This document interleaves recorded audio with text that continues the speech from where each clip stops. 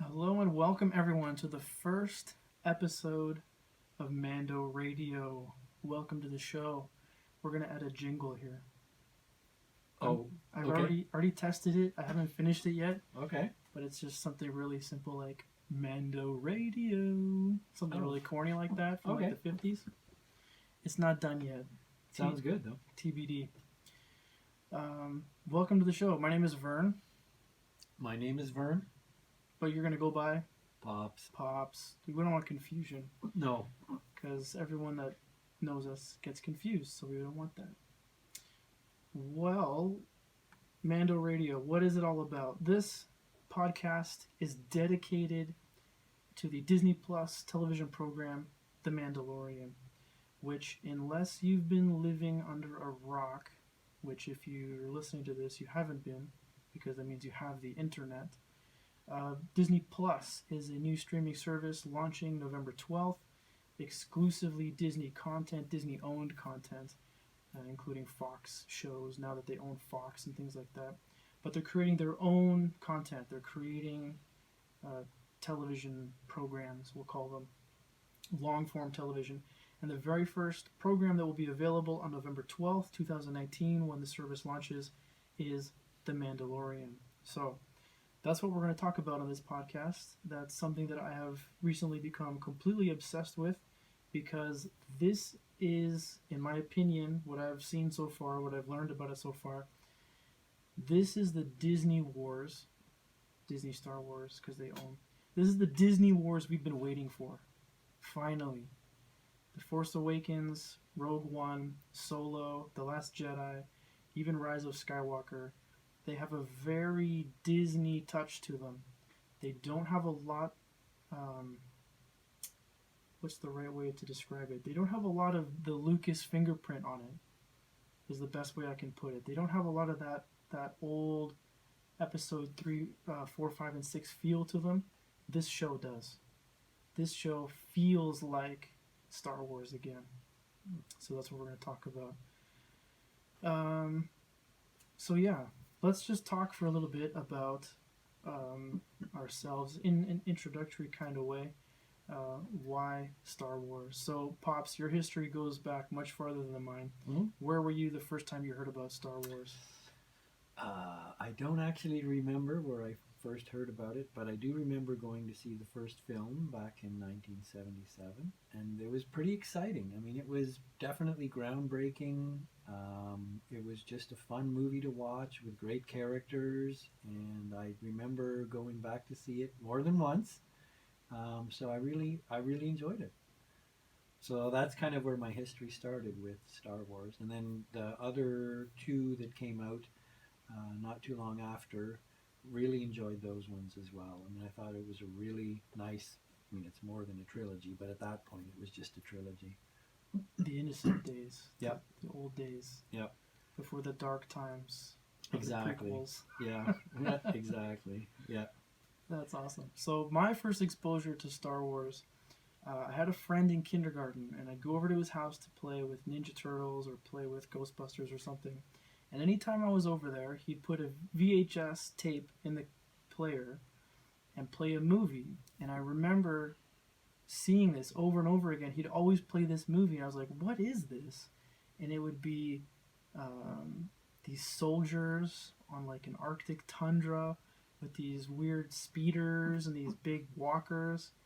The Empire Strikes Back. Mm-hmm. That was my first exposure, was playing at my friend's house. And that would have been 1991. So Return of the Jedi was out in 83.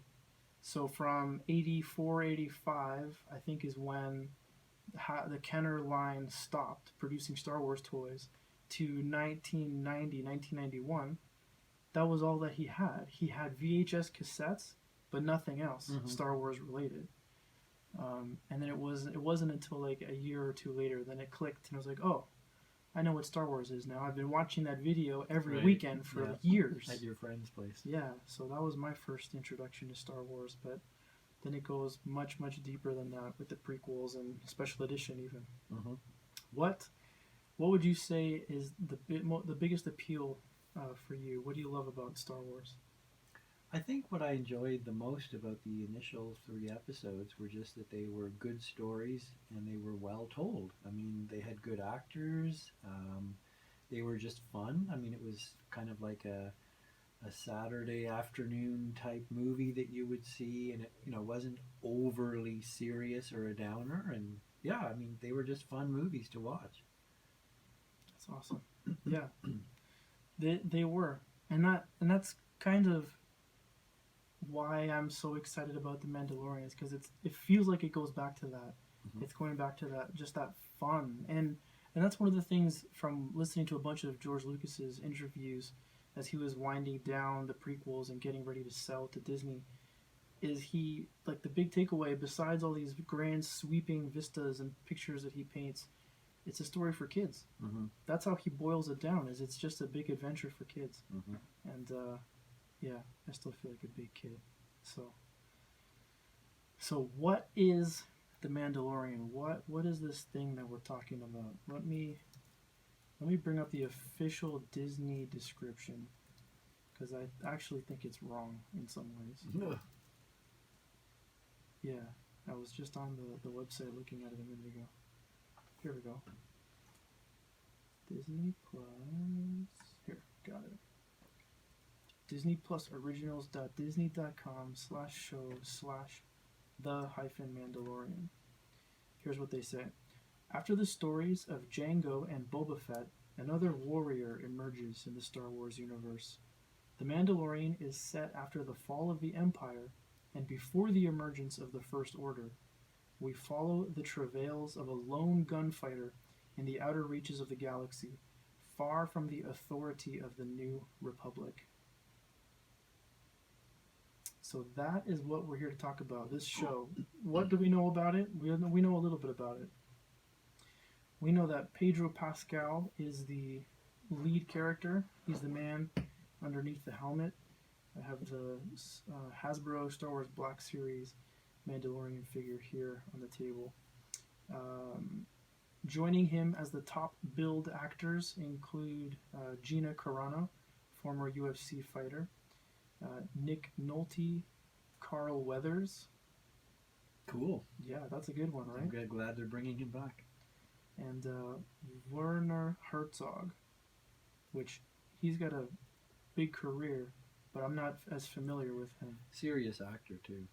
Yeah, Like they're not just all novices. I mean, Right. they brought some weight to this show. heavy hitters. Yeah. Well, the thing that gets me most excited is the writers and the directors, because this is where the Mandalorian's really getting its secret sauce from. The two writers for this show are Jon Favreau and Dave Filoni. So if you're not familiar, Jon Favreau is the director that brought Iron Man to the big screen.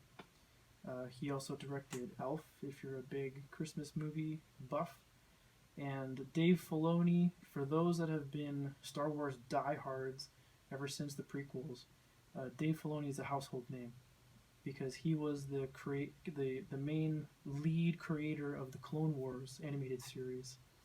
And basically he was George Lucas's Padawan at that time, because George was leading Lucasfilm, and the only thing Lucasfilm had going on at the time was basically the Clone Wars. So Dave was learning right at George's side what Star Wars is and how to create those stories. So that's why I'm excited. And here's a little bit of trivia. If you're new to that side of Star Wars, post-prequels, pre-Disney Wars, the Clone Wars is an animated show, cartoon kid show, set that basically depicts what happened during the Clone Wars, of the Jedi and the clone armies fighting against the Separatists and the droid armies. And in season 2, we learn about Mandalore. They actually go to Mandalore. Obi-Wan Kenobi goes to Mandalore, and he has a history with their leader. I forget if it's a princess or a queen at this point. I watched it last week, but I forgot already. And one of the leaders of a splinter faction, Death Watch, is voiced, Pre Vizsla, is the name of the character, is voiced by Jon Favreau. That's interesting. So some of the things you're about to see in the trailer, I'm going to play the second, second trailer. This is the final trailer. Let me play in the final trailer for Pop so he can watch it. There are a few flashes of imagery that harken back to the Clone Wars. And then just another worth mentioning before we move on. Jon Favreau and Dave Filoni, although they were the writers and directors for some of the episodes, they also have guest directors for a few of the episodes. So the guest directors include Taika Waititi, Bryce Dallas Howard, Rick Famuyiwa, I think I butchered that, and Deborah Chow. I'm not familiar with the last two, but Taika and Bryce Dallas Howard I'm familiar with. And this character here, I have on the table the Hasbro Black Series IG-11 figure. That character is voiced by Taika Waititi. With his New Zealand accent. Presumably. Yeah, I want to see this. It would be hilarious. That would be, yeah. A robotic New Zealand voice. Exactly.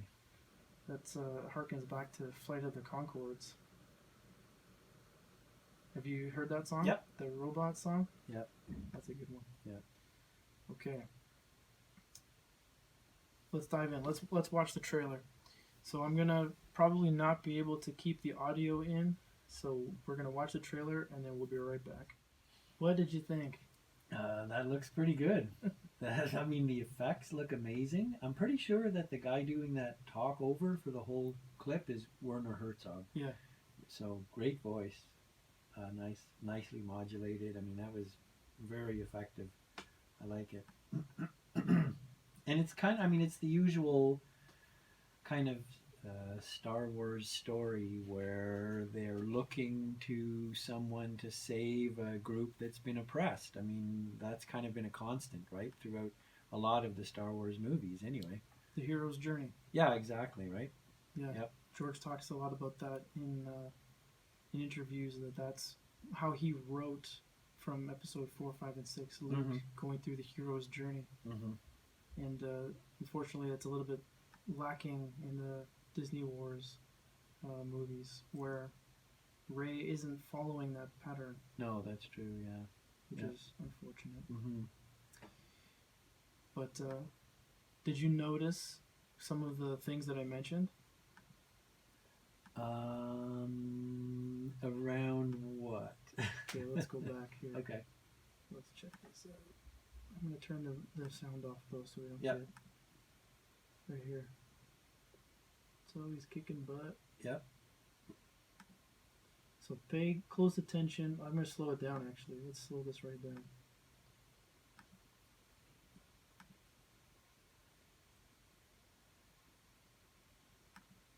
That is a droid gunship. Okay, yeah, I didn't from know the what Clone that was. Wars. Oh, okay.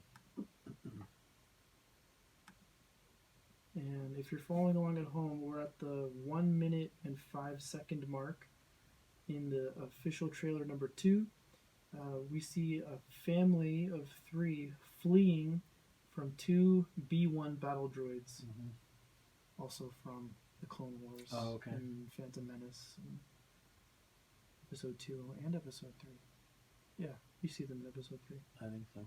So that's cool. That's good stuff. I don't remember if there was anything else to highlight. I'm curious to meet this character. Like, we see them doing carbon freezing on the bounties that he's collecting. Right. That guy looks like an Ugnaught, and that's kind of their thing, at least from what we saw in the Empire Strikes Back. In episode 5 was the Ugnaughts are the ones that doing the carbon freezing. So yeah. Oh, and there's IG-11. Right. In a battle scene. Well, yeah, the IG series of droids are just basically murder droids. So right. That's pretty cool. Because we didn't get to see that from Empire Strikes Back. No. IG-88 just kind of stands there. In a lineup of mercenaries. Well, they couldn't exactly animate the model that they had back then in the 80s. No. There was no one inside that suit. No way. Nope. So this is Gina Carano blasting somebody or something. And then people are excited to see this guy. This is a stand-up comedian, Bill Burr. he's in the show. Mm-hmm. Not sure what role he plays yet, but I saw an interview where he said, "Yeah, I'm in it." They asked me, and I'm in it. Of course. Well, yeah, who would say no, right? So that's pretty awesome. So something, I alluded to it, and I didn't finish that thread. The description of the show has a minor inaccuracy. It's not minor if you're a big fan of Mandalore. It says after the stories of Jango and Boba Fett, alluding to them, like the implication it's insinuating that Jango and Boba Fett are Mandalorians. Mm-hmm. But in the Clone Wars, they clarify that they are not. That Jango Fett is just a mercenary. He's not actually from Mandalore. He's not a Mandalorian. If you want to go seek out the proof for that, you can go check out the Clone Wars Season 2, Episode 12. That's where they say that in the show, that Jango Fett was not Mandalorian. And therefore, because Boba Fett is a clone of Jango Fett, Boba Fett by extension is also not Mandalorian. However, they both wear Mandalorian armor. Right. Which is significant. So yeah, the show looks great. Can't wait. 10 days to go. Give or take whenever we post this. 9 days to go. And do we know how many episodes they've already are in the can at this point? Not only do we know how many episodes are in the can, we also know that they've started working on season 2. Wow. Okay. Yeah. That's how confident they are. Serious, confident, bullish they are on it. They're excited. They've already greenlit season 2 and they've already started. So quickly, just go back. So how many episodes will there be in season 1? 8. 8. Okay. 8 episodes. So that's kind of standard for a lot of shows.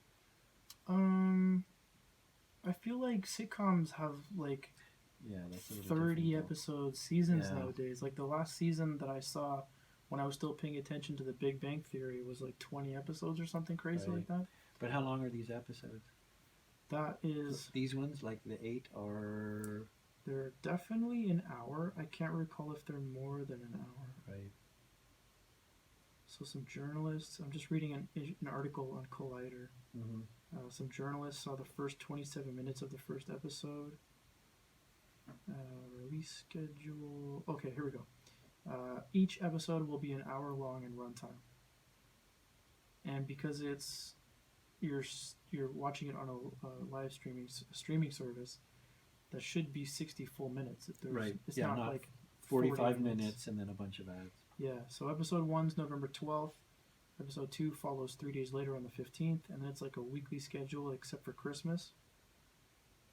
They just kind of skip around a little bit. Mm-hmm. But basically November 12th to December 27th. So you've got to be subscribed to Disney Plus for at least 2 months, paying for 2 months to get all of it, of season 1, between November 12th and December 27th. So my intention with this podcast is we'll sit down and we'll talk about, before we see the next episode, what happened in between, like what, and like kind of like the lead up of what we hope or what we think will happen in the upcoming episode, and then we'll see it, and then we'll sit down again and do like a debrief, like what did we think, where do we think it's going, and okay.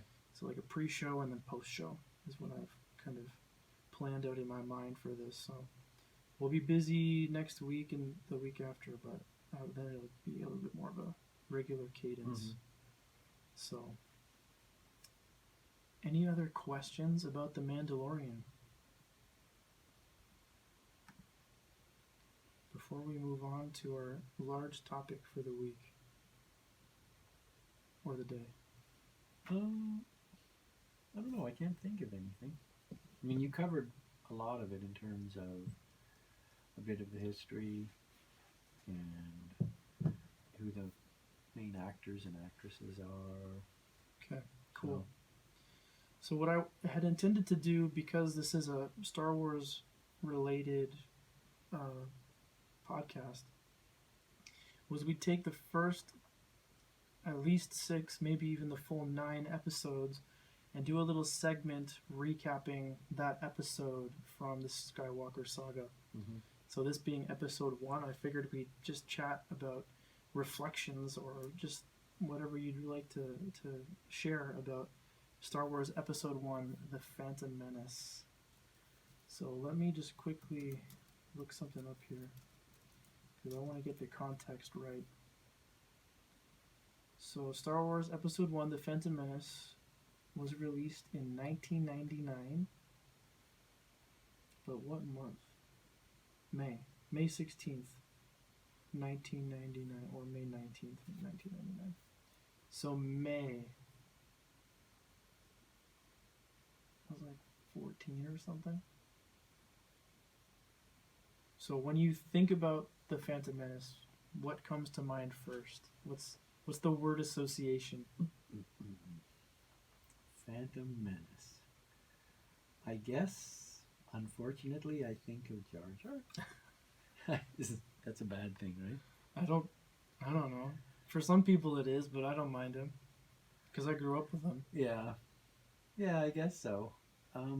There's some people that really hate his guts. Yeah, I'm not one of those, but I'm also, I don't know, I felt that it was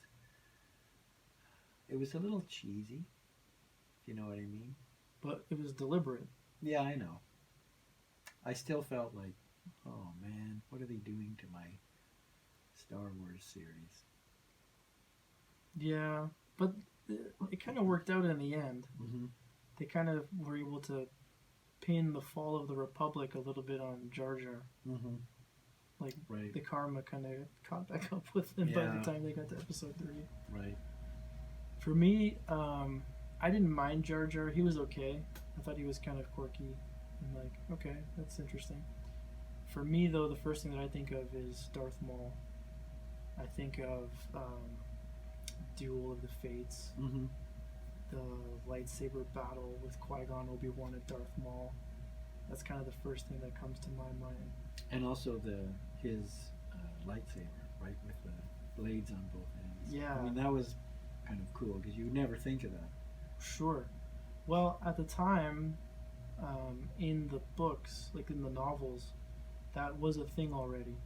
But yeah, on the big screen, we had never seen that before. No. But yeah, that was really cool to see that. But I guess the other thing too, when you think about that, when you think of the actor who played Darth Maul, Ray Park, right? So, I mean, you're actually looking at someone who was a martial artist. So the fighting was a lot more interesting than the kind of fighting we saw in episodes 4, 5, and 6.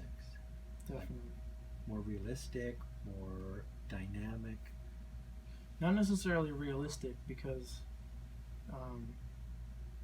like in real martial arts, if you're trying to incapacitate someone, there's a lot less spinning. Right. It's a lot more stabbing. Mm-hmm. But in the comparison between what we saw between Darth Vader and Obi-Wan Kenobi on the Death Star, two old guys, very immobile. Mm-hmm. Yeah. I mean, that was basically like, fencing almost, those two guys. And whereas this was, more of a martial art taste to it. So Yeah. And that was the goal, really. That's why they hired, I forgot his name, Nick something, the choreographer. Mm-hmm. I forgot the name already. Mm-hmm. I could probably look it up here. But that was the to whole... choreograph the fights. Yeah. Right. Yeah, it wasn't just the fact that they had Ray Park, Mm-hmm. but they also had to get a choreographer that Right. would be able to keep up with them and create something that was really compelling, Mm-hmm. which is what they wanted. Oh, yeah, and Samuel L. Jackson Yeah, that's true. in Right. Episode 1. Right. Did you know the story of his lightsaber, his color? No. I think he got to pick what color he wanted. Oh. Like he said, I want purple. Okay. Prior to that time, there hadn't been purple yet. I don't think so. So he invented it Okay. somehow. No, I'm not finding it. I forgot the name. But yeah, good times. So yeah, we don't associate much the origins of C-3PO and R2-D2. We don't really talk much about Anakin because, I don't know, like for me, the pod race was cool only because it gave me a good game, video game to Mhm. play.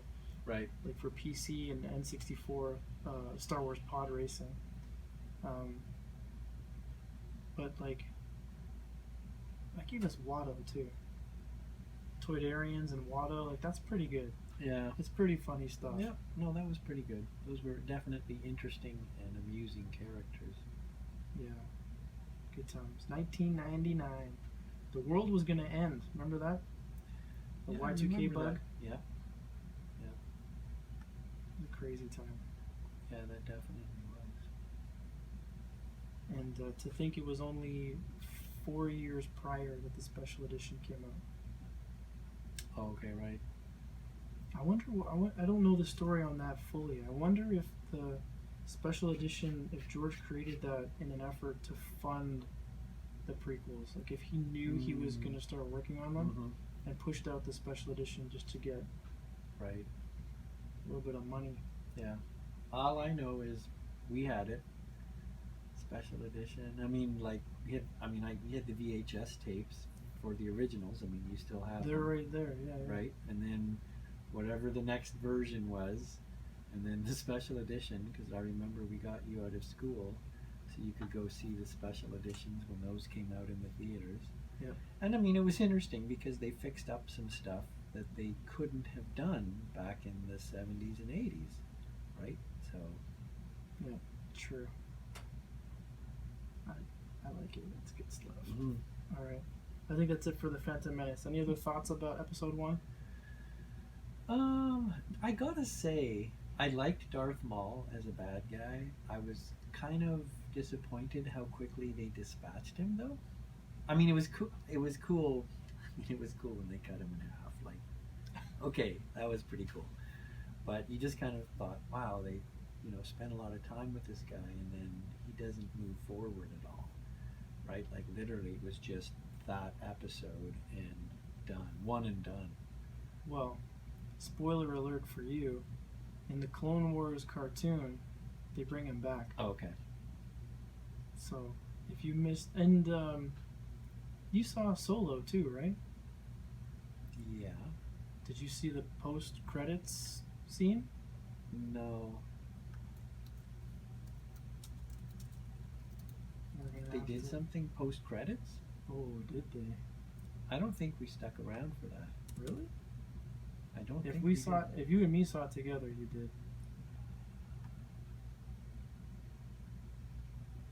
Okay, we might have to cut this part out again so we Okay. don't get copyrights. Okay. He's Didn't not see that. I don't dead. remember seeing that. He's not dead. I'm trying to remember when I saw Solo because this is going to sound weird, but we were traveling when it came out, so we actually saw ads for it in Spain on the subway, and then we were in Greece and we saw ads for it on the subway in Athens. So, I mean, it was promoted obviously everywhere. Yeah, but they rushed it. Mm-hmm. They had issues with the directors. They fired them mid-production. Right. Brought in Ron Howard, and then I don't know, they were worried or something, so they rushed it, and then they rushed to the release in May 2018. Mm-hmm. It's only been a year, Right. a year and a half, but they released it earlier than they had intended because they want it to be like a summer movie. May is a bit too early to be a summer movie. Mm-hmm. You do that in June or July, Right. or they do it in December, like they're going to do with Yep. Rise of Skywalker. Mm-hmm. So I loved it. I thought Solo was a great movie. Really, really appreciate the work that they put into that, and that's cool. Just fan service to all the Clone Wars fans because Oh, okay. you couldn't really tell because he had a lot of layers on, but from the waist down, where he was dismembered, it's all robotic, mechanical. Oh, okay. So that's a throwback to the Clone Wars. Okay. So we're going to be seeing some more of that kind of Clone Wars fan service in The Mandalorian. Cool. So yeah, cool. Nice. Just to revisit that character. Darth Maul's a good character. Yep. I really like that guy. Okay. Let's talk about merch. You can't really, in my opinion, this is my opinion, of course, you can't have a Star Wars discussion without talking about licensing to merchandise. Like, there's just so much of it. And I remember thinking, I saw like an interview with Gene Simmons and his trophy room, where he's got a room of like, he must get all the prototypes of all the Kiss merchandise that he gets licensed, sells the license, but there's even more Star Wars stuff than there is Kiss stuff, because Japan gets different licensing, China gets different licensing, Europe gets different licensing, North America gets different stuff. It's all over the place. So, because we're talking about episode 1, The Phantom Menace today, I thought it'd be cool to talk about what was your favorite licensed episode 1 related merchandise from 1999. What do you remember the most about that? What was the coolest piece of Star Wars merchandise from 1999? They did have some cool Darth Maul stuff. I mean, the actual figure was pretty cool, nicely molded, and they also had Darth Maul with his vehicle, and with that little droid that he would send out looking for folks that he was gonna, Dispatch. Yes, exactly. Yeah. I mean, I think that was kind of a cool one, and they had some other interesting stuff, but that's probably the one that stands out for me. Was the Darth Maul speeder bike? Yeah, the speeder bike, and then also the actual figure itself. I still have those in the tote behind you over there. Yep. In package still. Okay. If you want them, you can have them, because they're not worth anything.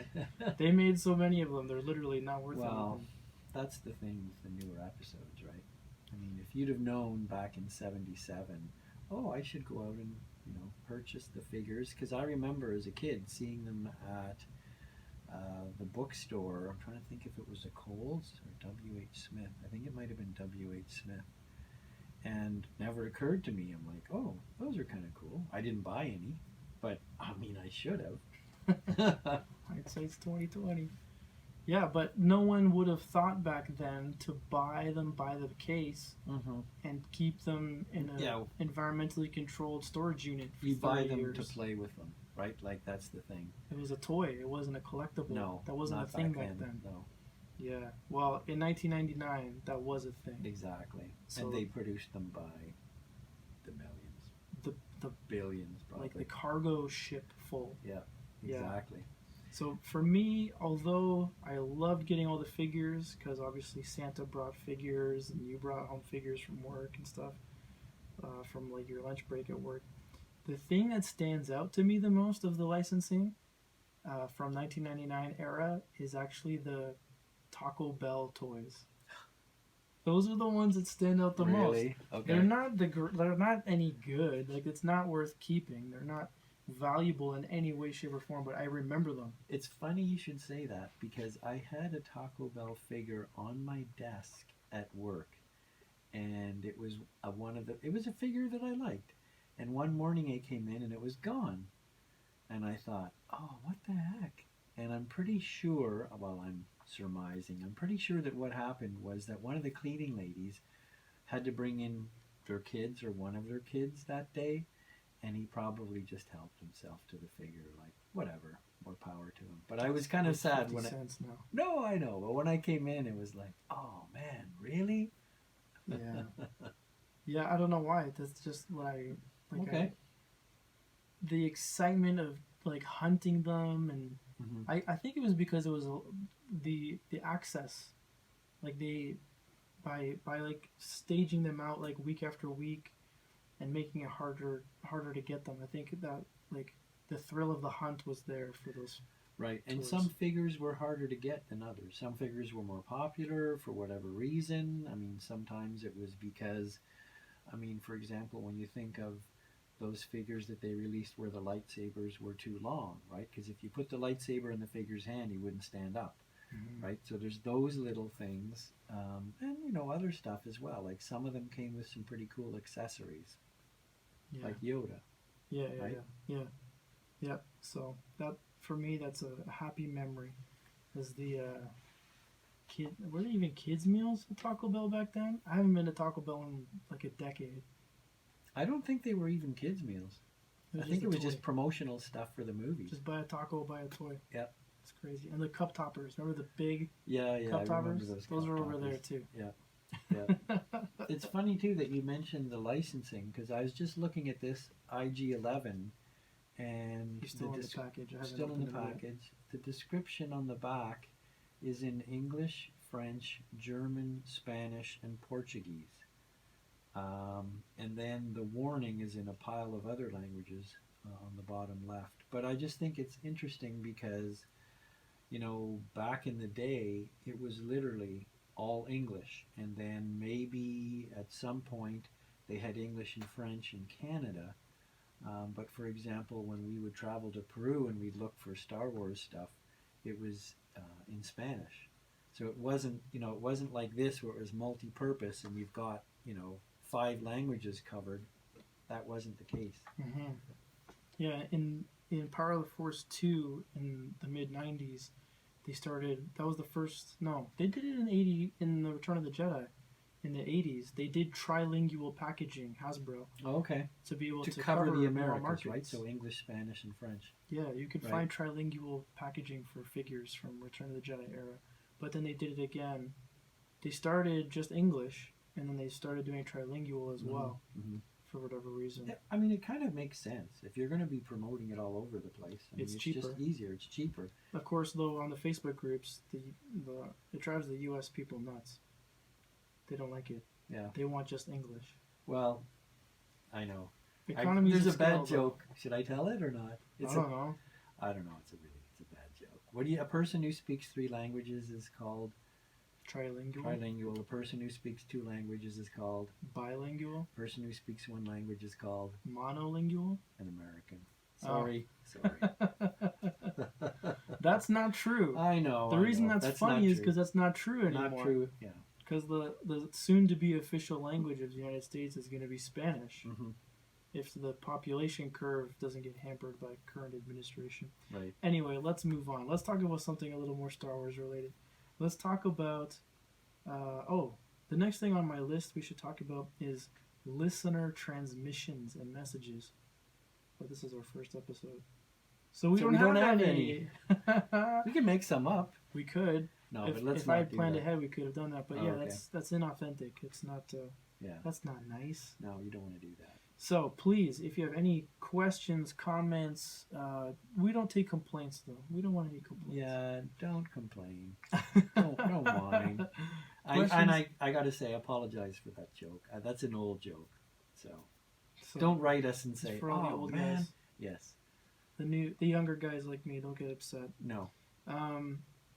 So please send us your questions on Facebook, Mando Radio on Facebook, on Instagram or Twitter, or you can send us an email with your questions. You can send it to Vern, VERN, at mandoradio.com, or you can send it to Pops, POPS, at mandoradio.com, and we'll be sure to read them and answer them and do our best anyway. Say what's up on the next episode. Yep. Okay, last thing we're going to talk about, we're going to do a tech review. Do you want to talk about the Naboo N1 Starfighter or the B1 Battle Droid? Oh, wow. I don't know, whichever one you don't want to do. You pick. I don't want to do? Yeah. You pick the one you want and I'll do the one you don't want to do. I mean, unless you feel like you could do both. No, I just want to talk about one of them. I don't want to talk about both of them. Just pick one, then I'll do the other. Okay. So I want to talk about the B1 Battle Droid. Okay. And that was what we saw in that clip. Yes. Yeah. I didn't even plan ahead for that. That just kind of happened. So the B1 Battle Droid. Let me enlist the assistance of the internet, because it's going to have it written out nicely for me already. If you're unfamiliar with Wikipedia, it's the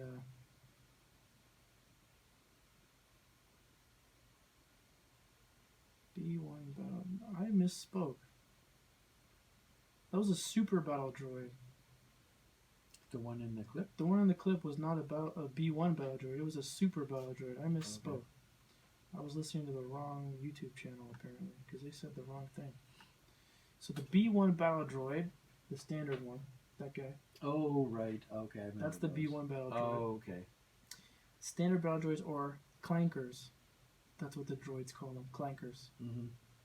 Were the most widely used battle droids manufactured by Bactoid Combat Automata and Bactoid Armor Workshop, and were the successor to the OOM series battle droids. That's interesting, successor to OOM series, because the commanders in the droid army, at least one of the ones that we know the name of from episode 1, its name is OOM-9. So that's interesting that that's a commander. Even though they were widely produced and deployed, the B-1 battle droid was flimsily designed and easy to destroy, and was only truly successful in large numbers. Early versions also required the use of a central control computer, but they still got used a lot. So, B-1 battle droids, pretty cool. I like them. They're cool. I remember wishing that I could have An army of them? not even like an army, but at least one of the well, I think it was Like a squad or something? No, they had that transport. Oh, yeah, I remember that. What was the name of that? MTT? There's the picture. What is it? MTT, yeah, multi-troop transport. Mm-hmm. The big brown one, and they would just the rack would just the come rack out. would come out, and then they would drop the Drop droids. down. Yeah. That was cool. So the super battle droid that we saw in the trailer was the B2 super battle droid. Oh, okay. Yeah, okay. So, there you go. Hmm. Okay, the Naboo N1 Starfighter. Pull it up on the screen. Sure thing. Let's do that. We could try spinning. That's a good trick. That's what Anakin says. Oh, okay. Right. That starfighter. Yeah, sleek. Just a little closer on the mic. Okay. Kind of a cool looking vehicle, but honestly, for a toy, kind of dangerous to have like these pointy edges. I know. I kind of thought, oh, what were they thinking? They had the toy.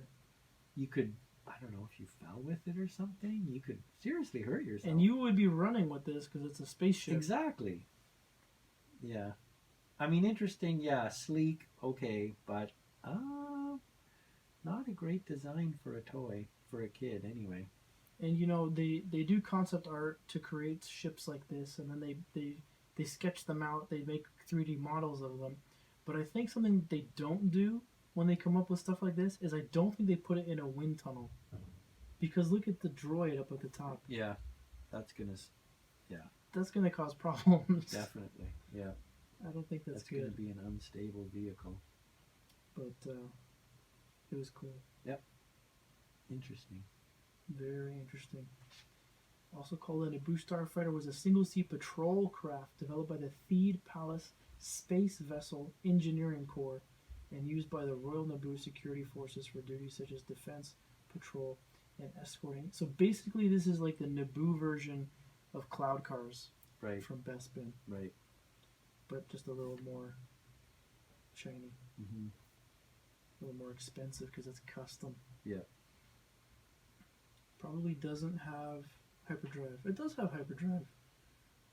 That's a pretty fancy. The craft carried 2 J-type engines and a Nubian Monarch C4 hyperdrive. Wow. That's interesting.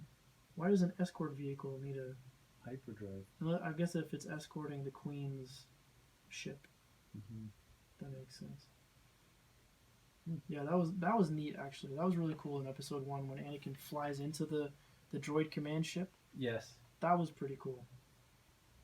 No complaints about that scene. That was awesome. Cool. Well, any last thoughts or comments or anything we should talk about? I can't think of anything other than the fact that since this is our initial podcast, shouldn't this actually be episode 4? Yeah, I thought about that. No. Uh, Okay. Because the only reason I went against that was because we're leading up to The Mandalorian, Right. which takes place after episode 6. Okay. So if we could do our Yeah, that's episodes true. leading up, then it just makes sense. Yeah. So episode 1 covers, it includes the beginnings of the war between the Separatists and the Republic. Mm-hmm. And The Mandalorian takes place after the beginnings of the New Republic in episode Okay. 6. So that's why I did this. But you're right. Okay. We should have started with A New Hope, but I decided against it and figured in episode 1 of Mando Radio, we would talk about episode 1. So Okay. that's all I've got for today. Thank you so much for joining us. We hope you'll join us next time. The Force will be with you.